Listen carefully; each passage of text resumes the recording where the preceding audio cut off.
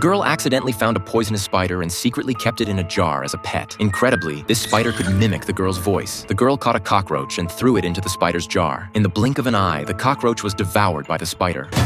At that moment, the girl had no idea how terrifying this mysterious spider was. One night, while the girl was sound asleep, the spider quietly opened the jar lid and escaped. It crawled through the ventilation ducts and entered the grandmother's room. The grandmother, who was fast asleep, had no idea that danger was quietly approaching. The next morning, a scream drew everyone's attention. It turned out that the grandmother's parrot had become a corpse. The grandmother thought it was done by a mouse. Then she secretly took out a bag of live cockroaches, preparing to feed the spider. At that moment, a mothball happened to roll next to the jar, and the spider immediately let out a painful scream. The girl quickly removed the mothball and tentatively brought it close to the spiderweb, which instantly melted. Immediately after, the jar shook violently, and fortunately, the girl reacted swiftly to catch it, avoiding a catastrophe. The girl carefully observed the spider and was surprised to find that it had grown so large. Another night fell, and the spider escaped from the jar once again. This time, it came to the neighboring woman's house through the ducts. The neighbor's dog sensed something unusual and kept barking to alert its owner. However, the woman found it annoying and kicked the dog out. She didn't notice that the spider had already crawled onto her body. When she took a photo off the wall, she didn't see the spider hiding behind the frame. Just as she was lost in sad memories, the spider suddenly appeared. The next morning, the girl's father was awakened by the dogs barking outside the door. He knocked on the door, but no one answered. Sensing something serious, he decided to force his way in. However, it was all too late. The female neighbor's body was found, and the cause of death was unknown. As the little spider grew day by day, the girl planned to give it a more spacious container. She secretly visited the biologist living upstairs, hoping to borrow a fish tank from him to house the spider. She also told him about the spider's special ability to mimic sounds, but the man insisted that spiders have no vocal cords and cannot make any sounds, and its growth rate was extremely unusual. Despite this, the girl still demonstrated the spider's uniqueness to him. The man instantly became interested and offered to provide a glass tank for free, but on one condition: the spider had to stay temporarily for observation. The girl agreed to this arrangement. However, the man went behind the girl's back and told her father that his daughter was keeping a highly venomous spider. He claimed that he would hand the spider over to the animal control department for disposal and asked the father to go back and inform the girl. Upon learning this, the girl flew into a rage, believing that the little spider was her only emotional comfort, and had a big fight with her father. In fact, the spider was not handed over to animal control but was taken by the man and kept in his own home, even feeding it with mice. What the man didn't realize was that the spider's size was rapidly expanding. Late at night, it quietly snuck into the girl's bedroom again but didn't harm her. Instead, it went straight to the living room, waiting for an opportunity to attack the parents who were arguing there.